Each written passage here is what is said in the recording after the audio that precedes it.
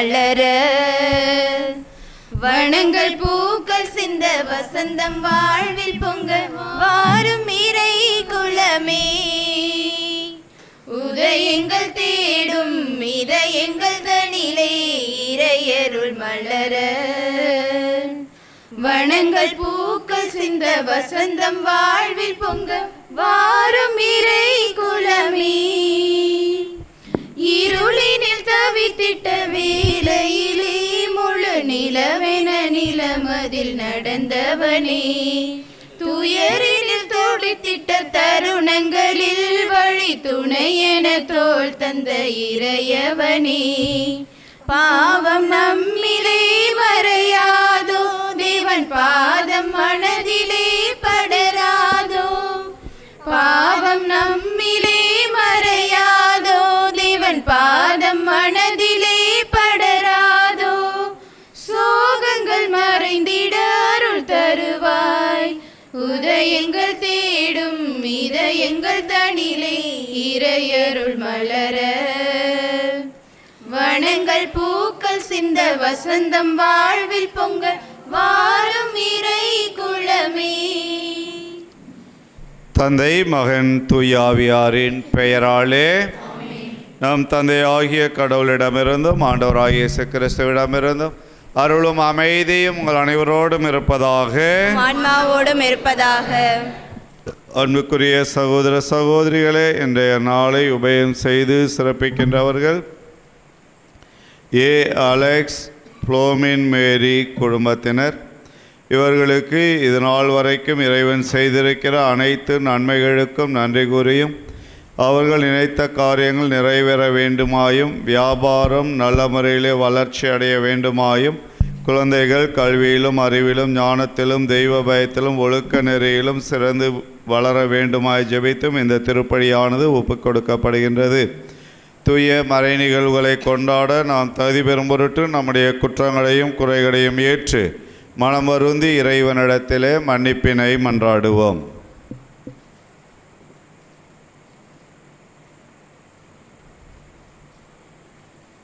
எல்லாம் வல்ல இறைவனிடமும் சகோதர சகோதரிகளை உங்களிடமும் நான் பாவியை ஏற்றுக்கொள்கிறேன்.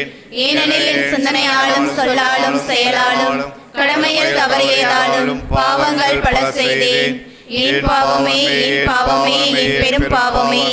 ஆகையால் எப்பொழுதும் கன்னியான புனித மரியாதையும் வானதூதர் புனிதர் அனைவரையும் சகோதர சகோதரிகளை உங்களையும் நம் தேவனாகிய ஆண்டவரிடம் எனக்காக வேண்டிக் கொள்ள மன்றாடுகிறேன்.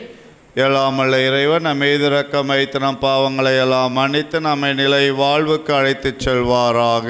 ஆமென்.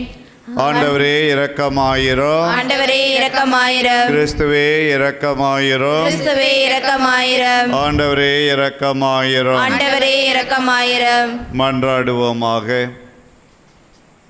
இறைவா, உம் ஒரே திருமகன் வழியாக நீர் எங்களை புது படைப்பாக்கியுள்ளீர். உம் இரக்கச் செயல்கள் உம் திருமகனின் வருகை ஆகியவற்றை முன்னிட்டு எங்களை கனிவுடன் கண்ணோக்கி அருளும்.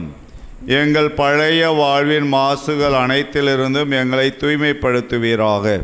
உமோடு தூய ஆவியாரின் ஒன்றிப்பில் இறைவனாய் என்றென்று வாழ்ந்து ஆட்சி செய்கிற எங்கள் ஆண்டவரும் உம் திருமகனும் ஆகிய இயேசு கிறிஸ்து வழியாக உம்மை மன்றாடுகின்றோம். ஆமென்.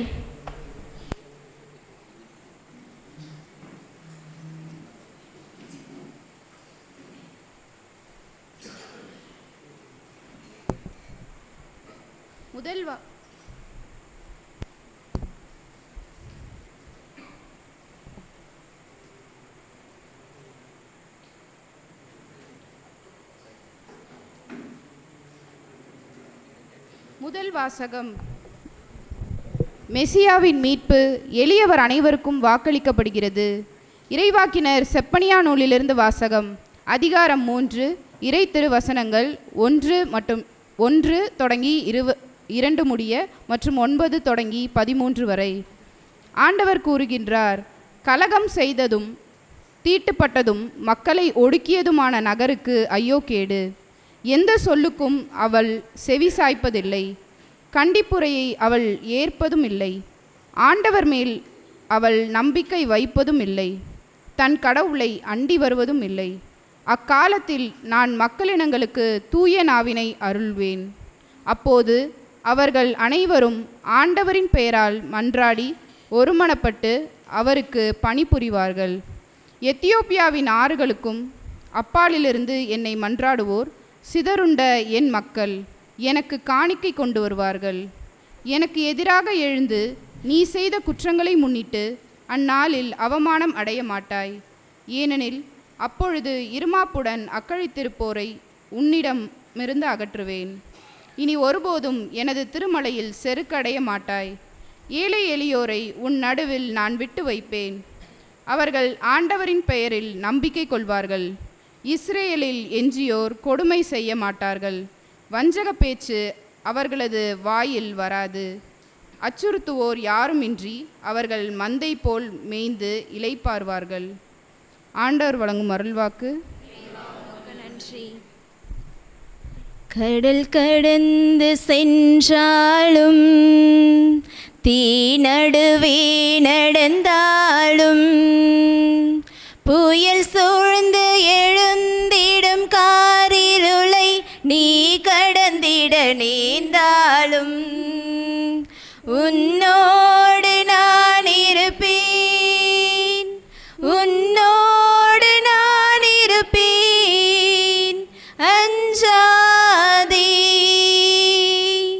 கலங்காதே. கடல் கடந்து சென்றாலும் தீ நடுவே நடந்தாலும் புயல் சூழ்ந்து எழுந்திடும் காரிருளை நீ கடந்திட நேர்ந்தாலும் உன்னோடு நான் இருப்பேன், உன்னோடு நான் இருப்பேன். அஞ்சாதே கலங்காதே.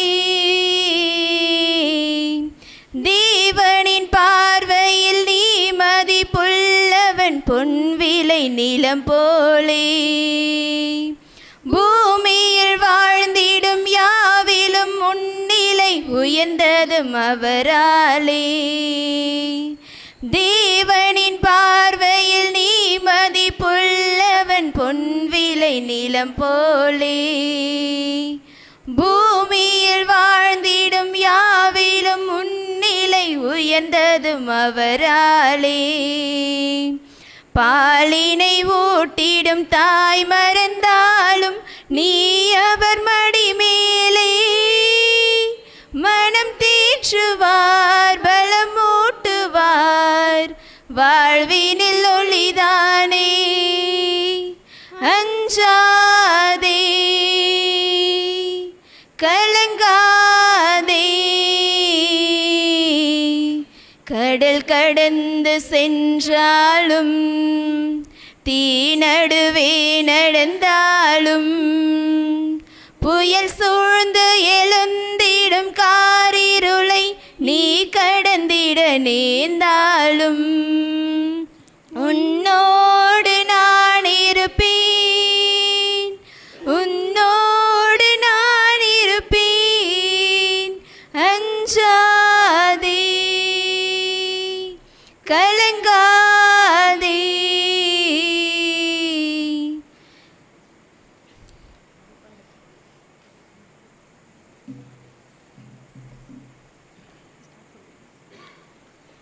அல்லேலூயா அல்லேலூயா அல்லேலூயா அல்லேலூயா அல்லேலூயா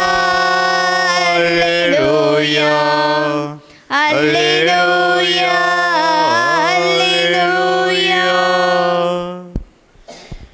வாரும் ஆண்டவரே, காலம் தாழ்த்தாதே, உம் மக்களின் பாவங்களை போக்கியருளு. அல்லேலூயா அல்லேலூயா அல்லேலூயா அல்லேலூயா. ஆண்டவர் உங்களோடு உங்களோடு இருப்பாராக. உம் ஆன்மாவோடும் இருப்பாராக. மத்தேயு எழுதிய நற்செய்தியிலிருந்து வாசகம். ஆண்டவரே, மாட்சி உமக்கே.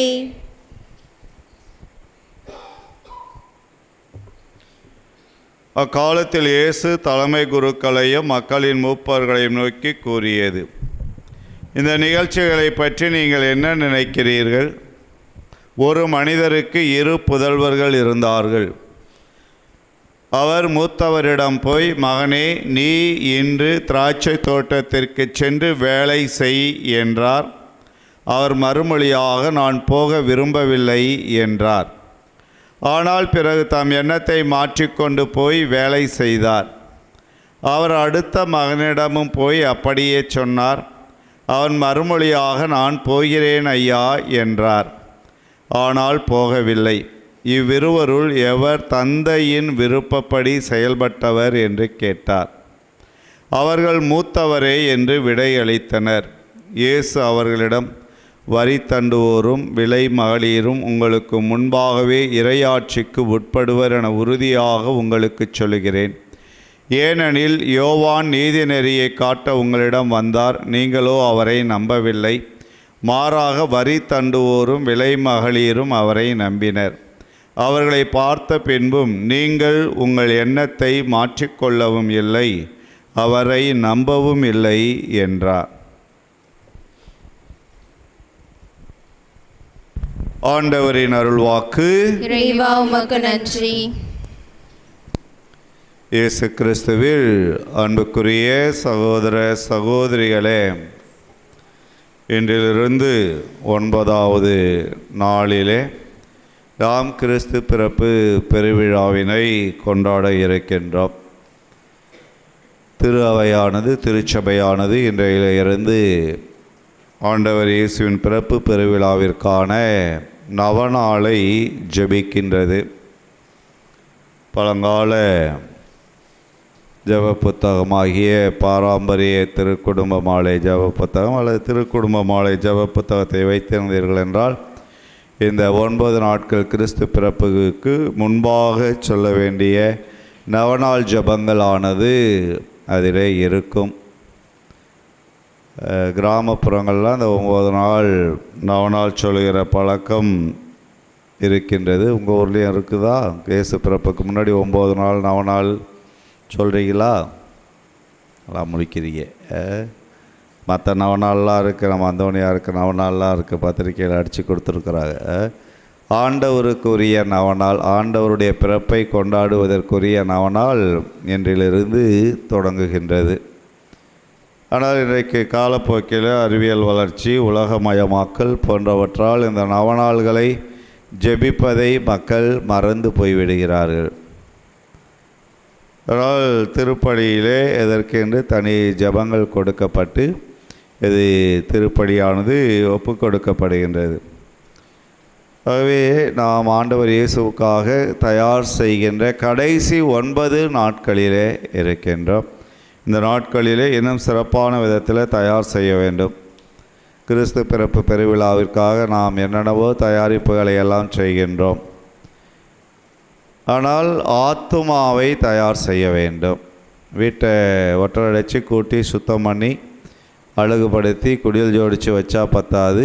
நம்மளுடைய இந்த உடலாகிய கோவிலுக்குள் இருக்கிற ஆத்துமாவாகிய கடவுள் வாழும் இடத்தை நாம் தூய்மைப்படுத்தி வைக்க வேண்டும். அதற்கு நாம் நல்ல பாவ அறிக்கை செய்து ஒப்புரவு அருட்சாதனம் பெற்று நம்மையே நாம் தூய்மைப்படுத்தி கொள்ள வேண்டும். அதற்கு உரிய முறையில் நாம் செயல்பட வேண்டும். அதுதான் திருச்சபையானது நமக்கு சொல்லுகின்றது. இன்றைக்கு நாம் வாசிக்க கேட்ட நற்செய்தி பகுதி, ஆண்டவர் இயேசு ஒரு உவமையை சொல்கிறார். தந்தை ஒருவர் இருக்கிறார். அவருக்கு 2 மகன்கள் இருக்க. ஒரு மகனிடத்தில் சென்று திராட்சை தோட்டத்தை சென்று பார்த்து விட்டு வா, வேலை செய்து விட்டு வா என்று சொல்லி அவர் போக முடியாது என்று சொல்கின்றார். நம்மள யாருமே முடியாது அப்படின்னு சொல்கிறவங்க கிடையாது. என்ன எதுக்கு முடியாதுன்னு சொல்கிறவங்கன்னா, ஒரு குருவானவர் நம்மளுடைய வீடுகளுக்கு வந்து நீங்கள் ஞாயிறு திருப்பலிக்கெல்லாம் வர்றதை பார்க்கறது இல்லை, அல்லது இங்கே நவநாள் திருப்பலிக்கு வருகிற போது பார்ப்பது இல்லை. ஆகவே நீங்கள் இந்த திருப்பலியெல்லாம் ஒப்பு கொடுக்க வேண்டும். ஆலயத்திற்கு வந்து திருப்பலி ஒப்பு கொடுத்து திவ்ய நற்கனை உட்கொள்ளணும் அப்படின்னு சொல்லி கேட்கும்போது வந்துடுறோம் சாமி என்று தான் சொல்கிறார்கள். இரண்டாவது மகன் சொல்லுவதைப் போல வந்து விடுகிறோம் என்று தான் என்னால் வர முடியாது என்று சொல்லுவது கிடையாது. வந்துடுறோம் சாமி, இனிமேல் வருகிறோம் சாமி என்று தான் அவர்கள் சொல்கிறார்கள். ஆனால் அவர்கள் வருவது கிடையாது. அவர்கள் வருவது கிடையாது. அதற்கு நாம் சொல்கிறது, இந்த உலகத்திலே பல்வேறுபட்ட வேலைகள் இருக்கிறது. நேற்றைய நாளில் கேரள்ஸ் போன பகுதியில் அப்படி தான் ஒரு வீட்டில் கேட்டேன், உங்களை ஞாயிற்றுக்கிழமை பூசைக்கெல்லாம் பார்க்குறதே இல்லையே அப்படின்னு சொல்லி கேட்டேன். அவங்க சொன்னாங்க, எல்லா ஞாயிற்றுக்கிழமையும் கல்யாணம் வந்துடுது சாமி. என்ன அப்படின்னா நான் சொன்னம்மா, பொய்யெல்லாம் சொல்லாதீங்க, எல்லா ஞாயிற்றுக்கிழமையும் முகூர்த்த நாள் வர்றதில்லை, எல்லா ஞாயிற்றுக்கிழமையும் கல்யாணம் வைக்கிறதும் கிடையாது, அதனால் எல்லா ஞாயிற்றுக்கிழமையும் கல்யாணம் வந்துடுது, அதனால் கோயிலுக்கு வர்றதில்லைங்கிற சொல்கிறீங்க. அடுத்து அவ்வளோ சொந்தக்காரங்களா? வருஷத்தில் 52 ஞாயிற்றுக்கிழமை இருக்குது ஒரு வருஷத்தில். இப்போ 52 குடும்பங்கள் உங்கள் சொந்த பந்தங்கள், அவ்வளோ பெரிய சொந்தம் இருக்குதா உங்களுக்கு? எவ்வளோ பொய் சொல்கிறோம் இல்லை? அடுத்து சொன்னால் இல்லை சாவு வந்து விடுகிறது, அதனால் சாவுக்கு போயிட்டு வந்துடுறோம். இப்படி ஏதோ ஒரு சாக்கு போக்கு. 10 கட்டளையில் ஒரு கட்டளை பொய் சொல்லாதிருப்பாயாக. ஆனால் எதுக்கு பொய் சொல்கிறேன்? கடவுளுடைய காரியத்திற்கு, கடவுளுடைய திருநாளை பரிசுத்தமாய் அனுசரிக்க மறவாதிருப்பாயாங்கிற அந்த கட்டளையை கடைபிடிக்காமல் இருப்பதற்கு வாய்க்கூசாமல் பொய் சொல்லுகின்றோம். ஆக அது பொய்யான ஒரு வாழ்க்கை தான் நாம் வாழ்ந்து கொண்டிருக்கின்றோம். ஆகவே அன்புக்குரியவர்களே, ஆண்டவர் அதுதான் சொல்கிறார், போகிறேன் என்று சொன்னவன் போகவில்லை, போக மாட்டேன் என்று சொன்னவன் போகிறான்.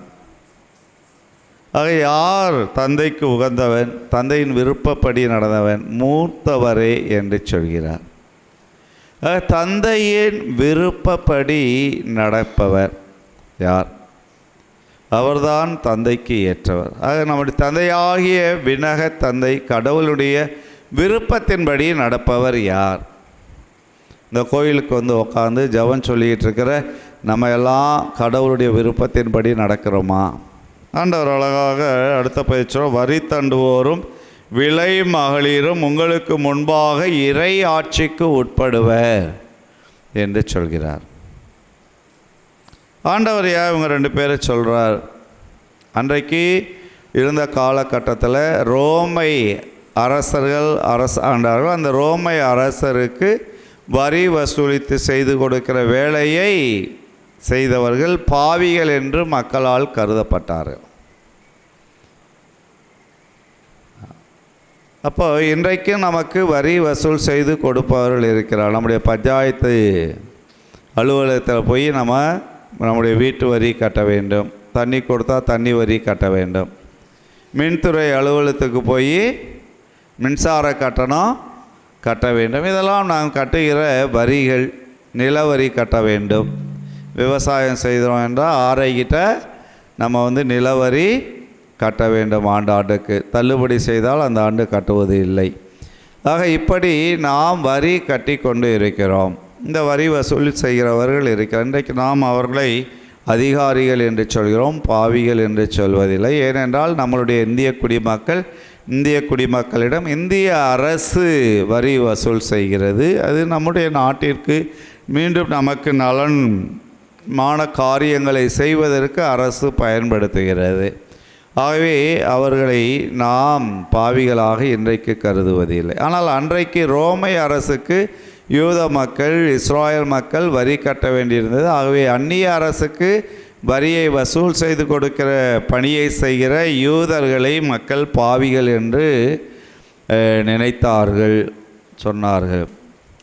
அவர்கள் வேறு வழி இல்லாமல் ஒரு அரசுக்கு வரி வசூல் செய்யக்கூடிய பொறுப்புக்கு போனார். அடுத்து விலை மகளிர் என்று யார் விலை மகளிர்? விபச்சாரம் செய்பவர்கள். யார் விபச்சாரம் செய்கிறார்கள்? ஏழை எளிய மக்கள். ஏழைகள் தான் விபச்சாரத்திலே ஈடுபடுகிறார்கள். இன்றைக்கும் நம்ம பல கதைகளை நாம் கிராமப்புறங்களில் கேட்கலாம். இளம் வயதிலேயே ஒரு பெண்ணானவர் கணவனை இழந்து விட்டார் என்றால் அவர் அந்த பகுதியில் பணம் இல்லை என்றால் வாழ முடியாது. ஆக அவர் பலரிடத்தில் வேலை கேட்டு போகிறபோது பலர் அவரை தவறான வழிமுறைகளுக்கு பயன்படுத்தி கொள்கின்றார்கள். ஆக அப்படி அவர்கள் இணங்க மறுத்தால் அவர்களுக்கு வேலை இல்லை, பணம் இல்லை, வாழ்வு இல்லை என்கிற நிலையானது இன்றைக்கும் சமுதாயத்திலே இருக்கிறது. ஆக இவர்களெல்லாம் என்ன செய்தார்கள்? பாவிகளாக இருந்தவர்களாக சொல்லப்படுகிற வரி தண்டுவோர் விலைமறிப்போர் தங்களுடைய பிழைப்பு ஆதாரம் வாழ்க்கை வாழ்ந்தாக வேண்டும். ஆகவே அதற்காக அவர்கள் பாவ வாழ்க்கை வாழ வேண்டிய சூழ்நிலை ஏற்பட்டது. ஆகவே அவர்கள் என்ன செய்கின்றார்கள் என்றால், திருமுழுக்கு யோவான் நற்செய்தியை அறிவித்த போது, நீதி நெறியை அறிவித்த போது அவரிடத்தில் சென்று நாங்கள் எங்களுடைய வாழ்க்கை சூழ்நிலையின் காரணமாக இப்படி பாவங்களை செய்து கொண்டிருக்கிறோமே, நாங்கள் என்ன செய்ய வேண்டும் என்று கேட்டு மனமாற்றம் அடைந்து மனம் திரும்பி பாவத்துக்காக மனம் வருந்தினார்கள். ஆகவே பாவத்திற்காக அவர்கள் மனம் வருந்தியதனாலே ஆண்டவர் இயேசு என்ன சொல்கிறார்? அவர்கள் விண்ணரசுக்கு உரியவர்களாக ஆனார்கள் என்று சொல்கின்றார். வரி தண்டுவோரும் விலைமகளிரும் அவரை நம்பினார்கள். யாரை? திருமுழுக்கு யோவானை நம்பினார்கள். திருமுழுக்கு யோவான் வழியாக அவர் சொல்கின்ற நீதி நெறிகள் வழியாக தங்களுடைய பாவகரமான வாழ்க்கைக்கு ஒரு விடிவு கிடைக்கும் என்று எதிர்பார்த்து அவர்கள் வந்தார்கள். ஆகவேதான் அவர்கள் விண்ணரசுக்கு உரியவர்கள் என்று ஆண்டவர் இயேசு சொல்கிறார். இன்றைக்கு திருச்சபையானது இந்த நாட்களிலே நம்முடைய ஆத்துமாவை தயார் செய்ய வேண்டும், நாம் மனமாற்றத்தை வெளிப்படுத்த வேண்டும், அதற்காக நல்ல பாவ அறிக்கை செய்ய வேண்டும், ஒப்புரவு அருட்சாதனத்திலே பங்கு பெற வேண்டும், பாவங்களை எல்லாம் அறிக்கையிட்டு நாம் பாவ மன்னிப்பு அடைய வேண்டும் என்றெல்லாம் சொல்கின்றது. ஆனால் இதற்காக குருவானவர் ஏற்பாடு செய்து வந்து பாவ அறிக்கை கேட்பதற்காக, ஒப்புரவு அருட்சாதனத்தை கொடுப்பதற்காக, உங்களை பாவங்களை எல்லாம் மன்னித்து கடவுளுடைய பிள்ளைகளாக மாற்றுவதற்காக முயற்சி செய்து வந்து அமர்ந்தால் அவர் மட்டும்தான் அமர்ந்து விட்டு போகக்கூடிய சூழ்நிலையானது இருக்கின்றது.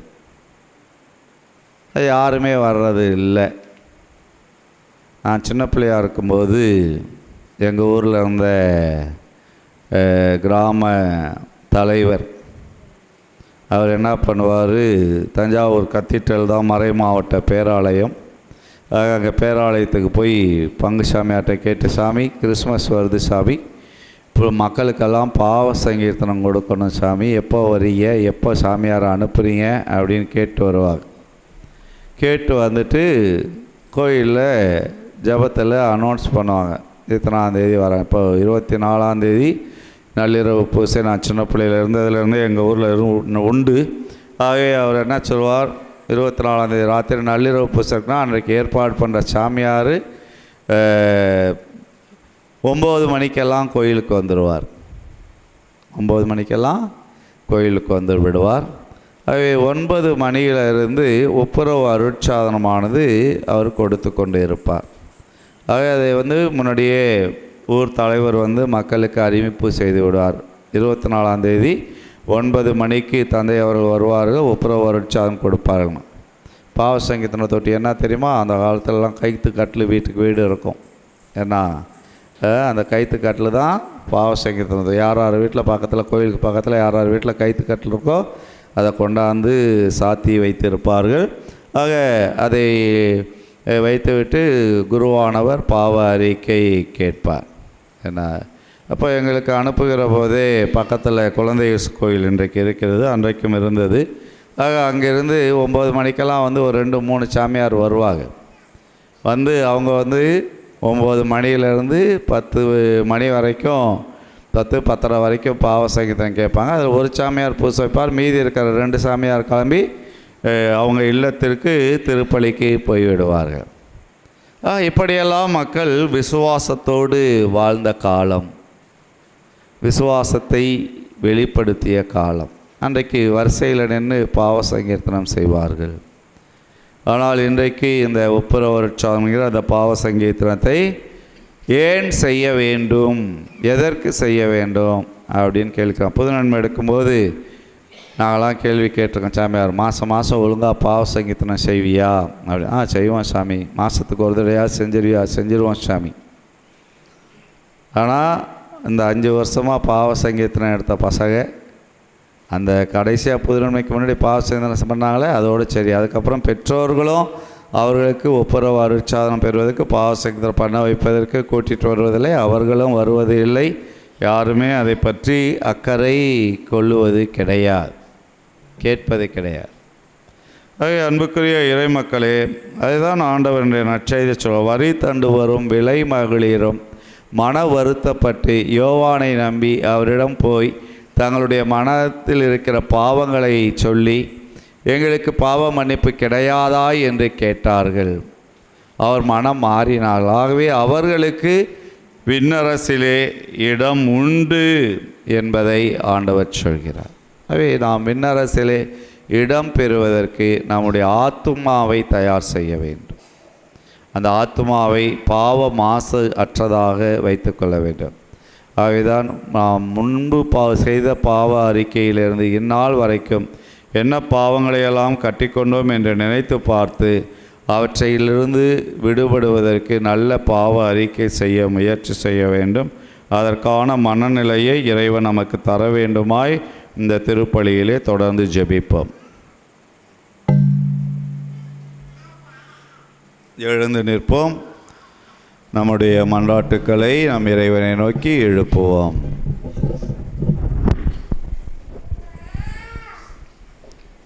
அன்பின் நிறைவா, திருப்பணிக்காக நீர் தேர்ந்தெடுத்த எம் திருத்தந்தை, ஆயர்கள், குருக்கள், கன்னியர்கள் மற்றும் துறவரத்தார் அனைவரையும் பாதம் சமர்ப்பிக்கின்றோம். அவர்கள் அனைவருக்கும் உடல் உள்ள ஆன்மா சுகம் தந்து நீர் செய்த பணியை அவர்கள் தொடர்ந்து நல்முறையில் செய்திட தேவையான ஆற்றருளை தந்தருள வேண்டுமென்று இறைவா உம்மை மன்றாடுகின்றோம்.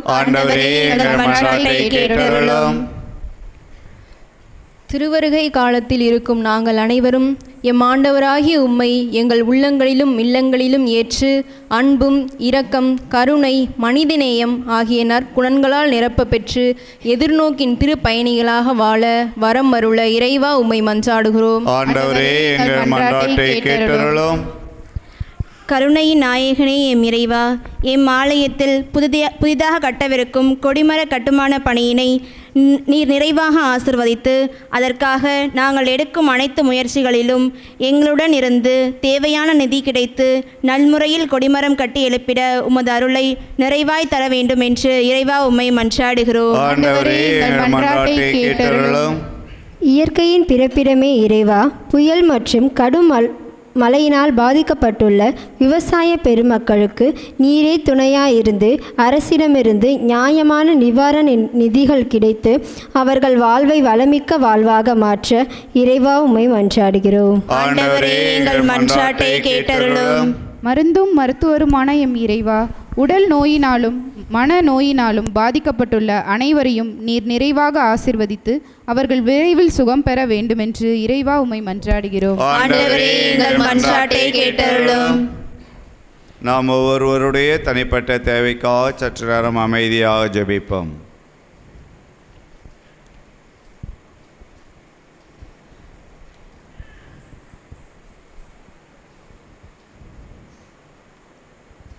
எங்கள் அன்பு தந்தை இறைவா, உம்முடைய அன்பு பிள்ளைகள் நாங்கள் உம்மை நோக்கி ஆழ்ந்த நம்பிக்கையோடு எழுப்பியுள்ள மன்றாட்டுக்களுக்கெல்லாம் கடிவோடு செவி சாய்த்தருளும்.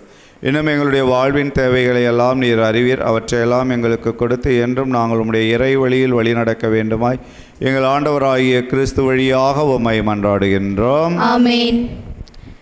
கொடுப்பதன் இன்பம் பெறுவதில் இல்லை, தந்தேன் என்னை அன்புடனே. கொடுப்பதன் இன்பம் பெறுவதில் இல்லை, தந்தேன் என்னை அன்புடனே. சரணடைந்தேனே சரணடைந்தேனே, ஆவியே உம்மிடம் சரணடைந்தேன். சரணடை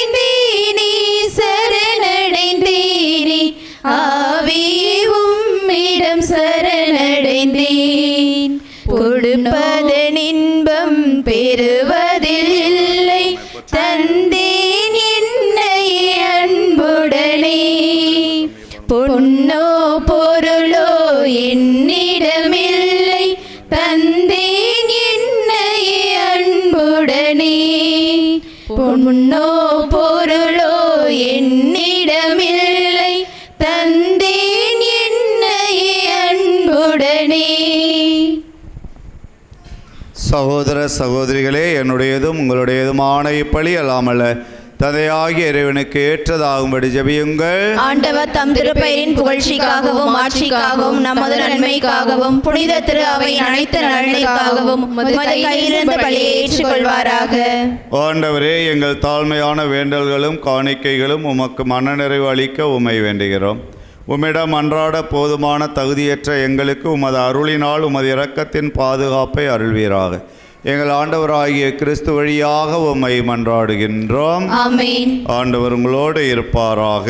ஆன்மாவோடும் இருப்பாராக. இதயங்களை மேலே எழுப்புங்கள். ஆண்டவரிடம் எழுப்பியுள்ளோம். நாம் இறைவனாகிய ஆண்டவருக்கு நன்றி கூறுவோம். அது தகுதியும் நீதியும் ஆனது. ஆண்டவரே, தூயவரான தந்தையே, என்றுமுள்ள எல்லாமல்ல இறைவா, எங்கள் ஆண்டவராகிய கிறிஸ்து வழியாக என்னாலும் எவ்விடத்திலும் நாங்கள் உமக்கு நன்றி செலுத்துவது மெய்யாகவே தகுதியும் நீதியுமாகும், எங்கள் கடமையும் மீட்புக்குரிய செயலுமாகும். கிறிஸ்து தம்மையை தாழ்த்தி உடல் எடுத்து முதன்முறை வந்தபோது தொடக்கத்திலிருந்தே நீர் வகுத்த திட்டத்தை நிறைவேற்றி முடிவில்லா மீட்பின் வழியை மீண்டும் எங்களுக்கு திறந்து வைத்தார். எனவே அவர் மறுமுறை தம் மாண்புக்குரிய மாட்சியுடன் வரும்பொழுது இறுதியில் வெளிப்படும் நீர் வாக்களித்த மீட்பை உமது கொடை என பெற்றுக்கொள்வோம். அதையே நாங்கள் இப்பொழுது விழிப்பாயிருந்து துணியுடன் எதிர்பார்க்கிறோம். ஆகவே வானதூதர் முதன்மை வானதூதரோடும் அரியணையில் அமர்வோர் தலைமை தாங்குவோரோடும் வான்படைகளின் அணிகள் அனைத்தோடும் சேர்ந்து நாங்களும் அது மாட்சியை புகழ்ந்து பாடி முடிவின்றி சொல்லுவதாவது: தூயவர் தூயவர் தூயவர், வான்படைகளின் கடவுளாம் ஆண்டவர். விண்ணகமும் மண்ணகமும் உமது மாட்சியால் நிறைந்துள்ளன. உன்னதங்களிலே ஓசன்னா. ஆண்டவர் பெயரால் வருகிறவர் ஆசி பெற்றவர். உன்னதங்களிலே ஓசன்னா. ஆண்டவரே, நீர் மெய்யாகவே தூயவர், தூய்மை அனைத்திற்கும் ஊற்று. ஆகவே உம்முடைய ஆவியை பொழிந்து இக்காணிக்கைகளை தூய்மைப்படுத்த உம்மை வேண்டுகின்றோம். இவ்வாறு எங்கள் ஆண்டவர் இயேசு கிறிஸ்துவின் உடலும் இரத்தமுமாக எங்களுக்கு இவை மாறுவனவாக. அவர் பாடுபட உளம் கடிந்து தம்மை கையளித்த போது அப்பத்தை எடுத்து நன்றி செலுத்தி அதை பிட்டு தாம் சீடர்களுக்கு அளித்து கூறியதாவது: அனைவரும் இதிலிருந்து பெற்று உண்ணுங்கள், ஏனெனில் இது உங்களுக்காக கையளிக்கப்படும் என் உடல்.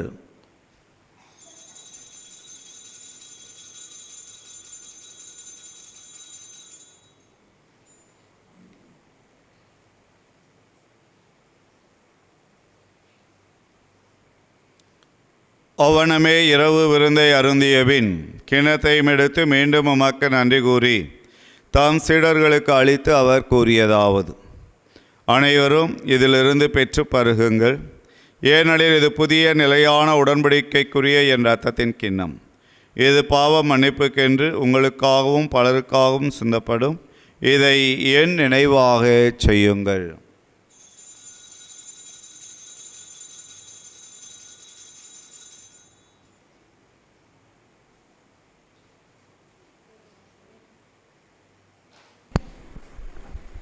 நம்பிக்கையின் மறைபொருள்: ஆண்டவரே, நீர் வருமளவும் உமது இறப்பினை அறிக்கையிடுகின்றோம், உமது உயிர்ப்பினையும் எடுத்துரைக்கின்றோம். ஆகவே ஆண்டவரே, நாங்கள் கிறிஸ்துவின் இறப்பினையும் உயிர்ப்பினையும் நினைவு கூர்ந்து வாழ்வுதரும் அப்பத்தையும் மீட்பழிக்கும் கிண்ணத்தை உமக்கு ஒப்புக் கொடுக்கின்றோம். உம் திருமுனின்று உமக்கு ஊழியம் புரிய தகுந்தவர்கள் என எங்களை ஏற்றுக்கொண்டீர். எனவே உமக்கு நன்றி செலுத்துகின்றோம். மேலும் கிறிஸ்துவின் உடலிலும் இரத்தத்திலும் பங்கு கொள்ளும் எங்களை தூய ஆவியார் ஒன்று சேர்க்க வேண்டும் என உம்மை தாழ்மையுடன் மன்றாடுகிறோம். ஆண்டவரே, உலகமெங்கும் பரவி இருக்கும் உமது திரு அவையை நினைவு கூர்ந்தவர்களும் எங்கள் திருத்தந்தை இலியோ, எங்கள் ஆயர் சகாயராஜ், எல்லா திருநிலையினராகிய அனைவரோடும் உமது திரு அவை அன்பில் நிறைவு பெற செய்தருளும். மேலும் உயிர்த்தி எழும் எதிர்நோக்குடன் துயில் கொள்ளும் எங்கள் சகோதர சகோதரிகளையும் இறந்தோர் அனைவரையும் இரக்கத்துடன் நினைவு கூர்ந்து உமது திருமுக ஒளியினுள் ஏற்றருளும். எங்கள் அனைவர் மீதும் இரக்கமாயிரும். கடவுளின் கன்னித்தாயான புனித மரியா, அவருடைய கணவரான புனித யோசேப்பு, புனித திருத்தூதர்கள், இவ்வுலகில் உமக்கு உகந்தவர்களாய் இருந்தோர் ஆகிய புனிதர் அனைவருடனும் நாங்கள் இலைவாழ்வில் பங்கு கொள்ளும் தகுதி பெற்று உம் திருமகன் இயேசு கிறிஸ்து வழியாக உம்மை புகழ்ந்தேத்தும் வரம் அருள உம்மை மன்றாடுகின்றோம்.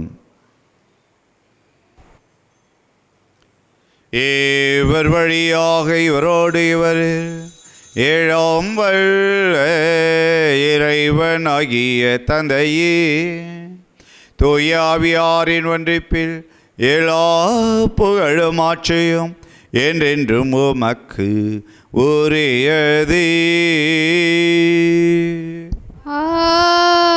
ஆமென், ஆமென், ஆமென்.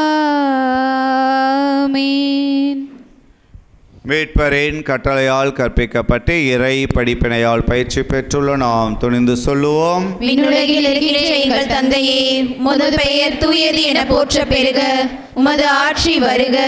உமது திருவுளம் விண்ணுலகில் நிறைவேறுவது போல மண்ணுலகிலும் நிறைவேறுக. எங்கள் அன்றாட உணவை இன்று எங்களுக்கு தாரும்.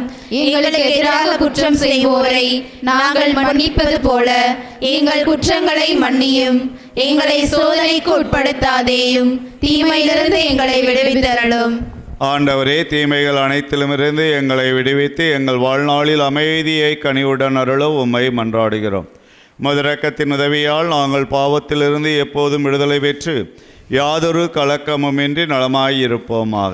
நாங்கள் எதிர்நோக்கி இருக்கும் பேரின்பத்துக்காகவும் எம் மீட்பராகிய இயேசு கிறிஸ்துவின் வருகைக்காகவும் காத்திருக்கின்றோம். ஏனெனில் ஆட்சியும் வல்லமையும் மாட்சியும் என்றென்றும் உமதே. ஆண்டவரே இயேசு கிறிஸ்துவே, அமைதியை உங்களுக்கு விட்டுச் செல்கிறேன், என் அமைதியையே உங்களுக்கு அளிக்கிறேன் என்றும் திருத்தூதர்களுக்கு மொழிந்தீரே.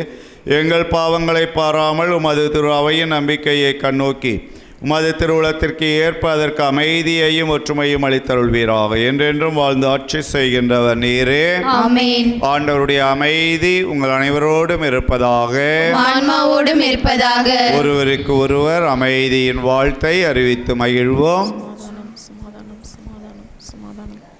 உலகின் பாவங்களை போக்கும் இறைவனின் செம்மறியே, எங்கள் மேல் இரக்கமாயிரம். உலகின் பாவங்களை போக்கும் இறைவனின் செம்மறியே, எங்கள் மேல் இரக்கமாயிரம். உலகின் பாவங்களை போக்கும் இறைவனின் செம்மறியே, எங்களுக்கு அமைதியை அளித்தருளும்.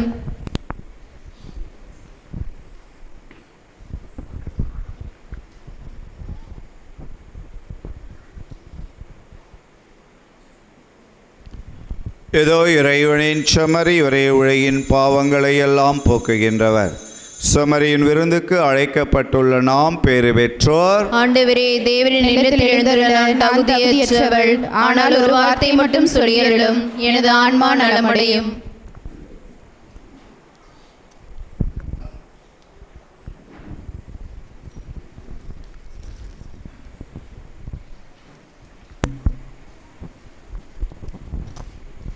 உறவு ஒன்று உலகில் தேடி அலைந்து நான் திரிந்தேன். உறவை நீ என்றாய் அன்பு தெய்வமே. உறவு ஒன்று உலகில் தேடி அலைந்து நான் திரிந்தேன். உறவே நீ என்றாய் அன்பு தெய்வமே. உறவே வா, உயிரே வா, எழுந்து வா, மகிழ்ந்து வா. உறவே வா, உயிரே வா, எழுந்து வா, மகிழ்ந்து வா. உறவு ஒன்று உலகில் தேடி அலைந்து நான் திரிந்தேன். உறவே நீ என்றாய் அன்பு தெய்வமே. உள்ளமென்னும் கோவிலில் உறவென்னும் தீபமே. வாழ்வென்னும்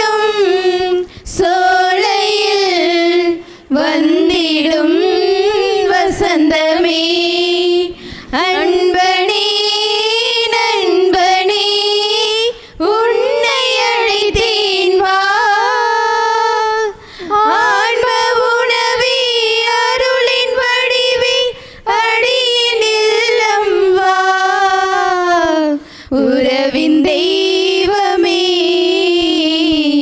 என்னில் உறைந்திடவா, அன்பின் சங்கமமே என்னில் தங்கிடவா. உறவு ஒன்று உலகில் தேடி அலைந்து நான் திரிந்தேன், உறவே நீ என்றாய் அன்பு தெய்வமே. துன்பம் என்னும் வேளையில் அன்புடன் நினைக்கவே, துணையென வாழ்வினில் என்னுடன் தொடரவே, இறைவனே இயேசுவே இதயம் எழுந்து வா, நாதனே நேசனே பாசமாய் நீ வா. உறவின் தெய்வமே என்னில் உறைந்திடவா, அன்பின் சங்கமமே என்னில் தங்கிடவா. உறவு ஒன்று உலகில் தேடி அலைந்து நான் திரிந்தேன், உறவே நீ என்றாய் அன்பு தெய்வமே. கிறிஸ்துவின் ஆத்மாவே என்னை புனிதமாக்கும், கிறிஸ்துவின் திருவுடலே என்னை மீட்டருளும், கிறிஸ்துவின் திரு ரத்தமே எனக்கு எழுச்சியூட்டும், கிறிஸ்துவின் விழாவின் தண்ணீரே என்னை கழுவிடுமே, கிறிஸ்துவின் பாடுகளே என்னை தேற்றிடுமே. ஓ நல்ல இயேசுவே எனக்கு செவிசாயும், உன் திரு காயங்களுள் என்னை மறைத்தருளும், உம்மிடமிருந்து என்னை பிரிய விடாதேயும், தீய பகைவரிடமிருந்து என்னை காத்தருளும், எனது இறப்பின் வேளையில் என்னை அழைத்தருளும், உம்மிடம் வர எனக்கு கட்டளை இட்டருளும், புனிதர்களோடு எக்காலமும் உம்மை புகழச் செய்யும். ஆமீன்.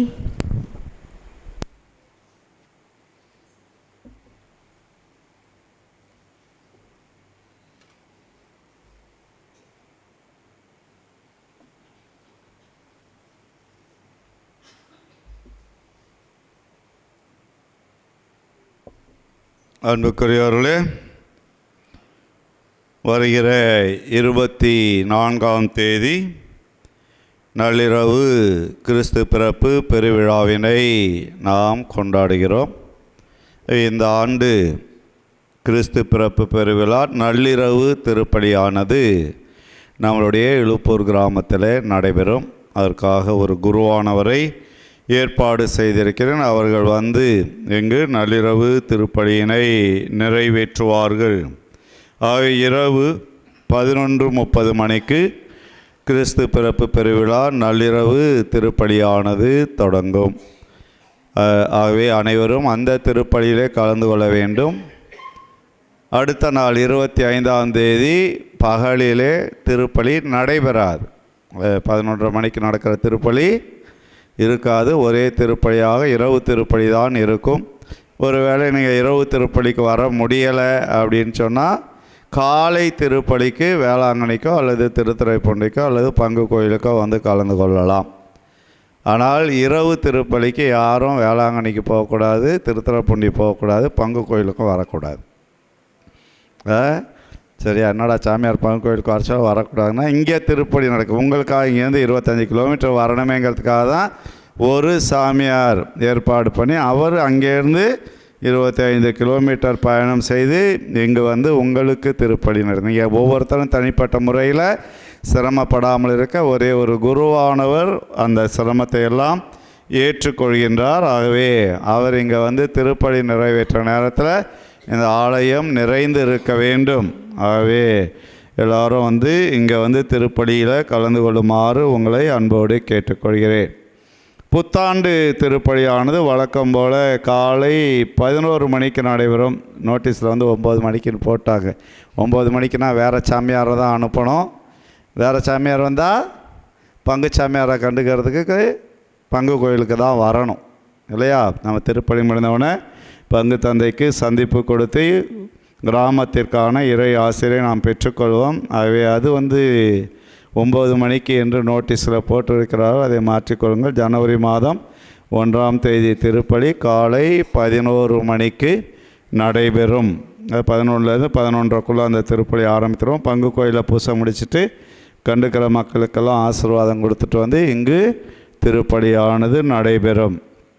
அது நள்ளிரவு திருப்பலிக்கு பங்கு கோயிலுக்கு வருமாறு அன்போடு கேட்டுக்கொள்கின்றேன். 1ஆம் தேதி 31ஆம் தேதி ராத்திரி திருப்பலிக்கு பங்கு கோயிலில் கலந்து கொள்ளுமாறு அன்போடு கேட்டுக்கொள்கின்றேன். அன்று இரவு திருப்பலி நடைபெறாது. மற்ற இதெல்லாம் உங்களுக்கு கொடுத்திருக்கிறார்கள். ஒரு சில மாற்றங்கள். 2வது ஞாயிற்றுக்கிழமை 7:30 மணி திருப்பலி என்பது 8 மணிக்கு மாற்றப்பட்டிருக்கிறது. ஏன் அப்படின்னா இன்னும் கொஞ்சம் நீங்கள் நேரத்தை நிறைய பேர் கலந்து கொள்ளலாம் என்பதற்காக அன்றைக்கு வேலைகளை, வயல் வேலைகளெல்லாம் ஒத்தி வைத்துவிட்டு காலை 8 மணி திருப்பலியில் கலந்து கொள்ள வேண்டும். திருப்பலி முடிந்து மதிய உணவெல்லாம் அறிஞ்சிட்டு மத்தியானத்துக்கு மேலே வயல் வேலை செய்கிறதே பணிகளை வைத்து கொள்ள வேண்டும். அது எந்த ஒரு இதாக இருந்தாலும் அன்னைக்கு வயல் வேலை செய்ய மாட்டோம். 2வது ஞாயிற்றுக்கிழமை வயல் வேலை செய்ய மாட்டோம், எந்த வேலைக்கும் போக மாட்டோம், திருப்பலி தான் முக்கியம் என்கிற அந்த நிலைக்கு நாம் வர வேண்டும். அப்போது இறைவன் நம்மளுடைய விவசாய தொழிலை ஆசீர்வதித்து பயிர்களை பாதுகாத்து கொடுப்பார். ஆகவே இந்த கால அட்டவணைகளை பின்பற்றுமாறு, இந்த நோட்டீஸ் பத்திரமா வீட்டில் வச்சு பயன்படுத்துமாறு அன்போடு கேட்டுக்கொள்கிறேன். மற்ற கால நேரங்களெல்லாம் உங்களுக்கு கொடுக்கப்பட்டிருக்கின்றது. ஆகவே இந்த முறை இந்த நோட்டீஸ் தயார் செய்து அதை ப்ரூஃப் கொண்டாந்து கொடுத்து அதில் என்னென்ன மாற்றம் செய்ய வேண்டும் என்பதெல்லாம் கேட்டு தெரிந்து கொண்டு அதை கலந்து பேசி மாற்றி அடித்திருக்கிறார்கள். ஆகவே இதை பின்பற்றுமாறு அன்போடு கேட்டுக்கொள்கின்றேன். அன்புக்குரியவர்களே, வருகிற ஜனவரி 1ஆம் தேதி முதல் திருப்பலிக்கான காணிக்கை தொகை நீங்கள் திருப்பலி எழுதி வைத்து கொடுக்கிறது. திருப்பலிக்கான காணிக்கை தொகை அது ரூபாய் 150. தமிழகம் எங்குமே எல்லா மறை மாவட்டங்களும் ஒரே இதாக 150 என்று தமிழக ஆயர் பேரவை நிர்ணயம் செய்திருக்கிறது. அதே போல் பாட்டு பூசைக்கு தனியாக காசு, சாதா பூசைக்கு தனியாக காசு அப்படிலாம் எதுவும் கிடையாது அப்படின்னு சொல்லிட்டாங்க. முற்காலத்திலலாம் பாட்டு பூசைக்கு தனியாக ஒரு பணம் வசூல் பண்ணி கொண்டு இருந்தார்கள். இப்போ அது கிடையாது. ஏன்னா அது பாட்டு பூசைக்கு காசு அப்படின்னா அன்றைக்கு பாடகர் குழு வர வைக்கணும், அவர்களுக்காக ஃபண்டு சேர்த்து வைத்து அவர்களுக்கு செலவிடணும் அப்படிங்கிறது இன்றைக்கு பெரும்பாலும் எந்த இடத்திலும் பாடகர் குழு தன்னார்வத்தோடு பாடுவதனால கிடையாது. மற்றபடி திருமண விசேஷங்கள் இதுக்கெல்லாம் பாடகர் குழு நாம் யார் பாடுறாங்கன்னு பார்த்து அவர்களுக்கு பணம் கொடுத்து அழைத்து வருகிறோம். ஆகவே திருப்பலிக்கு தனிப்பட்ட முறையிலே பாட திருப்பலி என்று பணம் கிடையாது என்று சொல்லியிருக்கிறார். ஆகவே ஒரே திருப்பலி தான். எல்லா திருப்பலியுமே பங்கு சாமியார் பாட்டு பாடி வச்சாலும் பாட்டு பாடாமல் வச்சாலும் அதுக்கு 150 ரூபாய் காணிக்கையாக கொடுக்க வேண்டும். ஆகவே ஜனவரி மாதத்திலிருந்து நீங்கள் திருப்பலி எழுதி வைக்கிற போது 150 ரூபாய் கொடுக்க வேண்டும். சாமி, நான் ஏழை சாமி, என்னால் பூசை வைக்கணும், ஆனால் கையில் காசு இல்லை, என்ன சாமி பண்ணுறதுனா தாராளமாக பூசை கொடுங்க. நீங்கள் உங்களால் முடிஞ்ச காணிக்கையை கொடுங்க, அதில் ஒன்றும் தப்பு கிடையாது. ரொம்ப ஏழ்மையாக இருப்பவர்கள், வயதானவர்களாக தனிமையில் இருப்பவர்கள் அவங்கெல்லாம் தாராளமாக திருப்பலி எழுதி வைக்கலாம். உங்கள் கருத்துக்காக வாசித்து திருப்பலி ஒப்பு கொடுத்து ஜெபிக்கப்படும். நீங்கள் கொடுக்குற தன்னார்வத்தோடு கொடுக்குற காணிக்கை ஏற்றுக்கொள்ளப்படும். ஆனால் 150 ரூபா கொடுக்கறதுக்கு வசதி உள்ளவங்க என்ன செய்யணும்? 150 ரூபா கொடுக்கணும். 150 ரூபா கொடுக்கறதுக்கு வசதி இல்லாதவங்க ஓகே சரி. 150 ரூபா கொடுப்பதற்கு வசதி உள்ளவர்கள் எந்த சாக்கு போக்கு சொல்லாமல் எந்த முணுமுணுப்பும் இல்லாமல் நாம் தன் ஆர்வத்தோடு திருப்பலிக்கு காணிக்கை கொடுத்து, இப்போ நீங்கள் எத்தனை திருப்பலி, இங்கே 4 திருப்பலி 5 திருப்பலி கருத்து வாசிக்கிறோம். சாமியாருக்கு இன்றைக்கி நல்லா காசியா 4 திருப்பலினாக்க எவ்வளோ ஆச்சு? 150 ரூபா பூசைக்கு, 4 திருப்பலிக்கு 600 ரூபா காசு ஆச்சு. இன்றைக்கி சாமியாருக்கு நல்லா காசியான்னு நினைக்கக்கூடாது. ஏன் தெரியுமா? சாமியாருக்கு ஒரு திருப்பலிக்கான காசு தான். இன்றைக்கி காலையில் நான் பங்கு கோயிலில் ஒரு திருப்பலி வச்சுட்டேன். அடுத்து இங்கே ஒரு திருப்பலி, 2 திருப்பலி ஆச்சு, 2லேயும் காசு வருது. நான் எத்தனை திருப்பலிக்கு தான் எடுத்துக்கணும்? ஒரு திருப்பலி காசு தான் எடுத்துக்கொள்ள வேண்டும். 150 ரூபா தான் எடுத்துக்கணும். 30 நாளைக்கு 30 திருப்பலி, 450 ரூபா தான் சாமியார் எடுத்துக்கணும். புரியுதுங்களா? மீதி காசை என்ன பண்ணணும்? கோயிலுக்கு போட்டுடணும். சரியா? கோயில் நிர்வாகத்துக்கு, பங்கு கோயில் நிர்வாகத்துக்கு, மக்களுக்கு செலவு செய்வதற்கு என்று அதை ஆலய பணிகளுக்காக, திருப்பணிகளுக்காக குருவானவர் கொடுத்து விட வேண்டும். அதை அவர் தாம் பாக்கெட்டில் போட்டுட்டு செலவு பண்ணக்கூடாது. அதனால தான் இது திருப்பலிக்கான காணிக்கை என்று சொல்லப்படுகிறது. புரியுதுங்களா? திருப்பலி காணிக்கை, ஆங்கிலத்தில் மாஸ் ஆஃபரிங் அப்படின்னு சொல்லுவாங்க, தமிழில் திருப்பலி காணிக்கை. ஆகவே நாம் இதை கொடுத்து நம்ம திருப்பலி ஒப்பு கொடுக்கறது, நம்ம பெரும்பாலும் ஒப்பு கொடுக்கறது எதுக்கு ஒப்பு கொடுக்குறோம்? குடும்ப தேவைக்காக ஒப்பு கொடுக்குறோம். சரிங்களா? அடுத்து செத்தவங்க ஆன்ம இலைப்பாற்றிக்காக ஒப்பு கொடுக்குறோம்.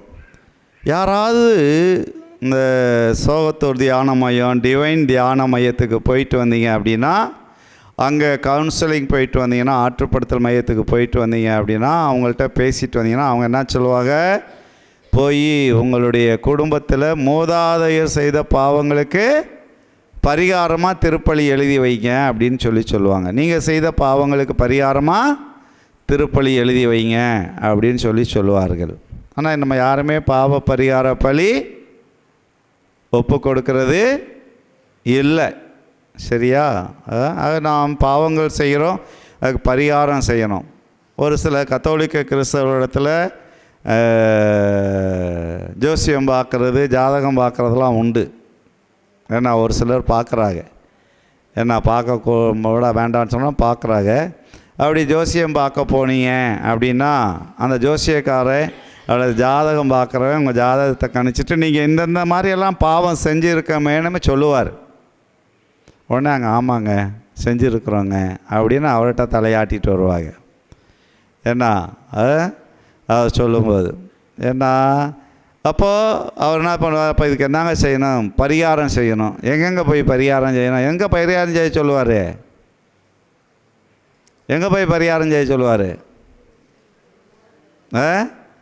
என்ன நம்ம கோயிலுக்கு போய் பரிகாரம் செய்ய சொல்ல மாட்டாங்க. அவங்க எந்த சாமியை கும்பிட்றாங்களோ அந்த சாமி கோயிலுக்கு தான் போய் பரிகாரம் செய்ய சொல்லுவாங்க. அதனால் நம்ம மக்கள் அந்த கோயிலுக்கு போய் பரிகாரம் செய்து வச்சுட்டு வருவாங்க. அந்த மாரி செய்கிறவங்களாம் கிராமத்தில் வாழ்கிறவங்களுக்கெல்லாம் உங்களுக்கெல்லாம் நல்லாவே தெரியும். ஆனால் பங்குச்சாமி ஆட்டம் சாமி இவங்க இந்தமாரி செய்கிறாங்க சாமி அப்படின்லாம் சொல்ல மாட்டோம். நமக்கு எதுக்கு வம்பு? சொல்லிவிட்டோம்னாக்கா இவங்க தான் சொன்னாங்க, நாளைக்கு நம்ம வீட்டுக்கும் அவங்க வீட்டுக்கும் சண்டைக்கு வருவாங்க அப்படின்னு சொல்லிட்டு நம்ம செய்ய மாட்டோம். சரிங்களா? அதெல்லாம் நம்மகிட்ட இருக்கிற தவறான பழக்கம். ஆக நாம் பாவம் செய்கிறோம். நான் எதுக்கு இதை சொல்கிறேன்னா, அப்படி போகிற இடத்துல நீ ஏதோ ஒரு இக்கட்டான சூழ்நிலை மாற்றி சொல்கிறாங்க, யாரோ சொல்கிறாங்க, துன்பத்துக்கு மேலே துன்பம், கஷ்டத்துக்கு மேலே ஜோசியம் பாரு, ஜாதகம் பாரு போய் பார்க்குறீங்க. அப்போ இந்த பாவம் இருக்குது, இந்த தோஷம் இருக்குது, போய் பரிகாரம் செய்யுன்னு சொல்கிறாங்க, செய்கிறோம். ஆனால் திருச்சபை காலங்காலமாக நீ செய்த பாவங்களை நினைத்து பார்த்து அதற்காக மனமருந்தி பாவ சங்கீர்த்தனை செய்து கடவுளுக்கும் உனக்கும் இருக்கிற உறவை புதுப்பித்துக்கொள்னு சொல்கிறது, செய்ய மாட்டோம் அப்படின்னு சொல்கிறோம். சரியா? அதனால் இதெல்லாம் நாம் செய்ய வேண்டும். அது அந்த நேரங்காலம் இதெல்லாம் பார்க்காம நாம் கடவுளுக்கு உரிய விதத்தில் வாழணும். அது திருப்பலிக்கு நாம் ஒப்பு கொடுக்கிற போது பாவ பரிகார பலி என்று ஒப்பு கொடுக்கணும். இப்போ உங்கள் வீட்டில் ஏதோ பாவம் செஞ்சிட்டீங்க அப்படிங்கும்போது அந்த பாவத்தினுடைய தண்டனை 3ஆம் 4ஆம் தலைமுறை வரைக்கும் கிடைக்கும். ஆகவே நாம் பாவ பரிகார பலி ஒப்பு கொடுக்க வேண்டும். சரியா? அப்போது உங்கள் குடும்பத்து பேரை எழுதி அந்தோனிச்சாமி, ஆரோக்கியமேரி குடும்பத்தினர் செய்த பாவங்களுக்கு பரிகாரமாக, பாவத்தை நம்ம அறிக்கையிடுறதில்லை, குடும்பத்தினர் பாவ பரிகார பலியாக இந்த திருப்பலியை ஒப்பு கொடுக்குறோம். அல்லது மூதாதையர்கள் செய்தது, முன்னோர்கள் செய்த பாவங்களுக்கு பரிகாரமாக இந்த திருப்பலி ஒப்பு கொடுக்குறோன்னு சொல்லி திருப்பலி ஒப்பு கொடுக்கணும்.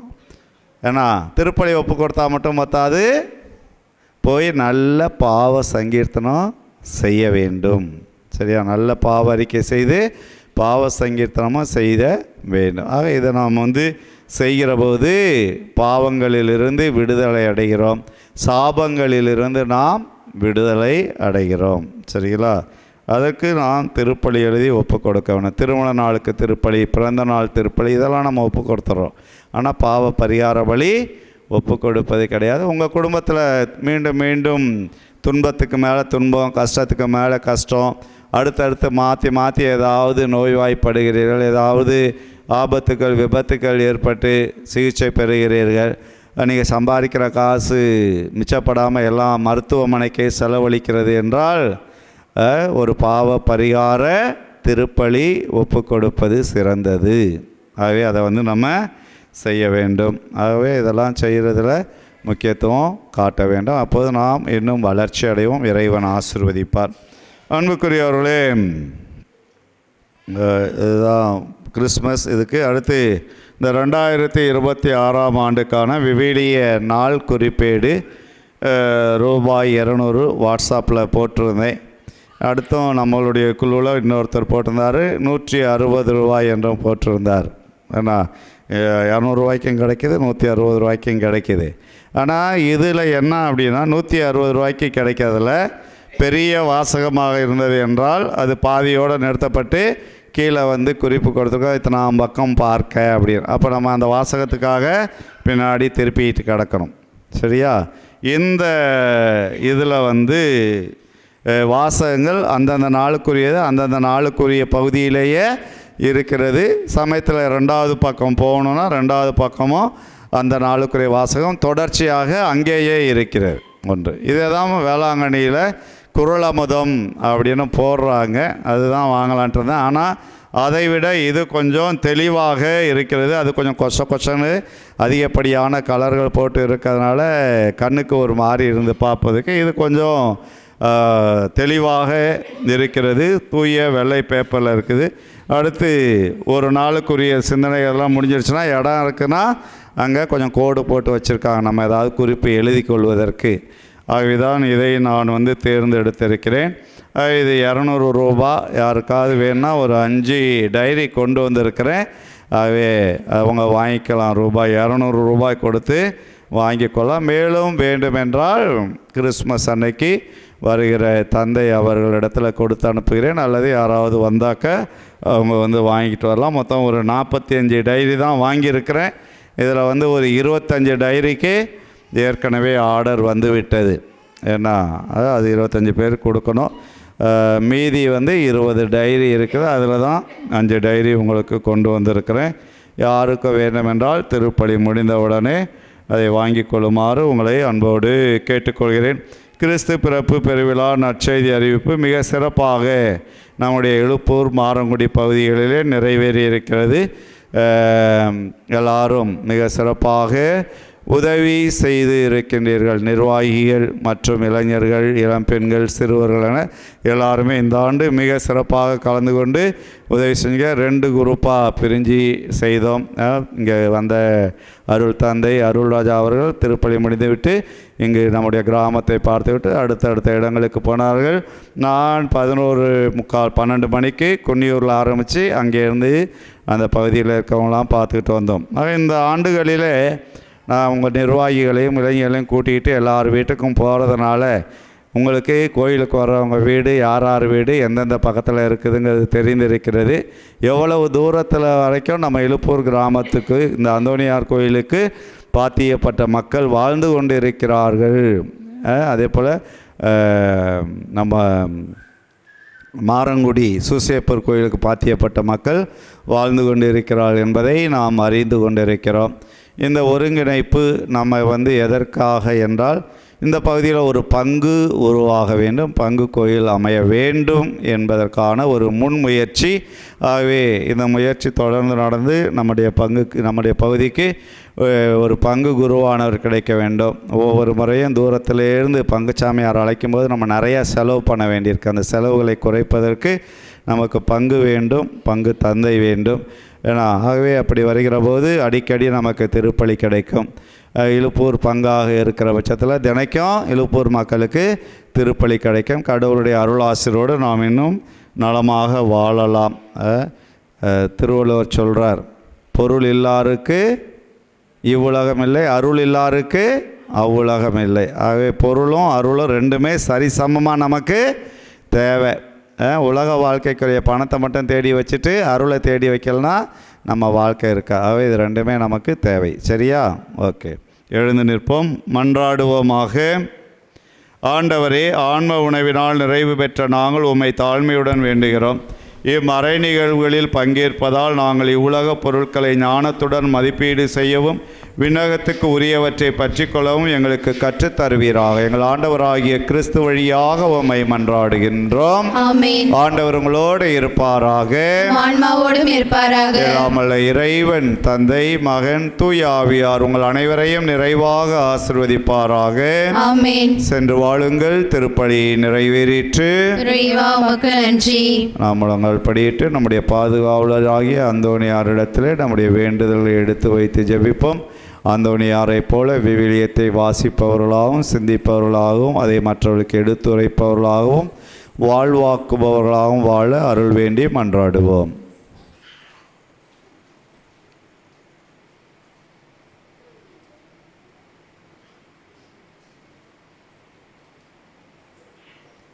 மன்றாடுவோமாக. எங்கள் அன்பின் பரலோக பிதாவே, புனித அந்தோணியாரை நீர் உம்முடைய பணிக்காக தேர்ந்து கொண்டு குருத்துவ அருள் பொழிவு செய்து உம்முடைய மக்களை வழிநடத்த பணித்தீரே. அவர் உம்மீது கொண்ட ஆழ்ந்த பற்றுதலினாலும் நம்பிக்கையினாலும், என்னில் நம்பிக்கை கொள்பவன் என்னை விட அரும்பெரும் செயல்களை செய்வான் என்பதற்கேற்ப அவர் நீர் அற்புதங்கள் அடையாளங்கள் செய்தது போல அற்புதங்கள் அடையாளங்கள் செய்து கோடி அற்புதர் என்று பெயர் பெற ஆசீர்வதித்தீரே. இதோ அவரை பாதுகாவலராக கொண்டிருக்கிற நாங்களும் அவரை போல விவிலியத்தை வாசிக்கவும் அதை சிந்திக்கவும் அதை வாழ்வாக்குவதற்கும் உம்மை நோக்கி எழுப்பியிருக்கிற மன்றாட்டுக்களுக்கு கனிவோடு செவிசாய்த்தருளும். நாங்கள் கற்று அறிந்த மறை உண்மைகளை எல்லாம் எங்களுடைய குடும்பங்களிலே எங்களுடைய பிள்ளைகளுக்கு எடுத்துச் சொல்லி அவர்களை ஆன்மீகத்திலே வளர்த்தெடுக்க எங்களுக்கு அருள் புரிய வேண்டுமாய் உம்மை மன்றாடுகின்றோம். ஆமேன்.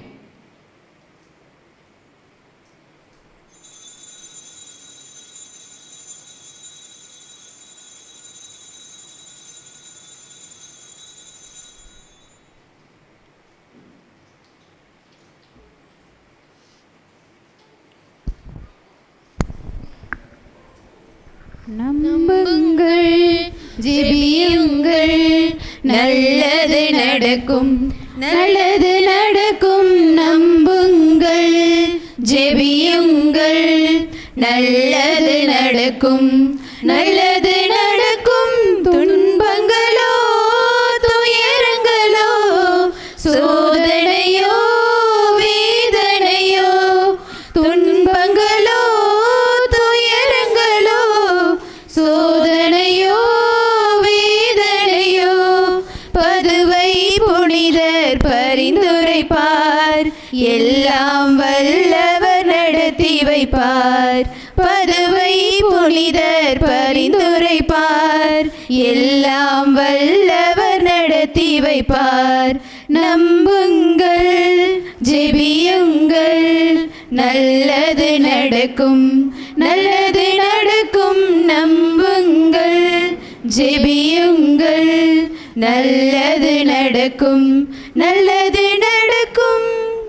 இயேசுவுக்கே புகழ், இயேசுவுக்கே புகழ், இயேசுவுக்கே நன்றி, இயேசுவுக்கே நன்றி. மரியே வாழ்க, மரியே வாழ்க. புனித அந்தோணியாரே எங்களுக்காக வேண்டிக் கொள்ளும். தந்தை மகன் தூய ஆவியின் பெயராலே ஆமென்.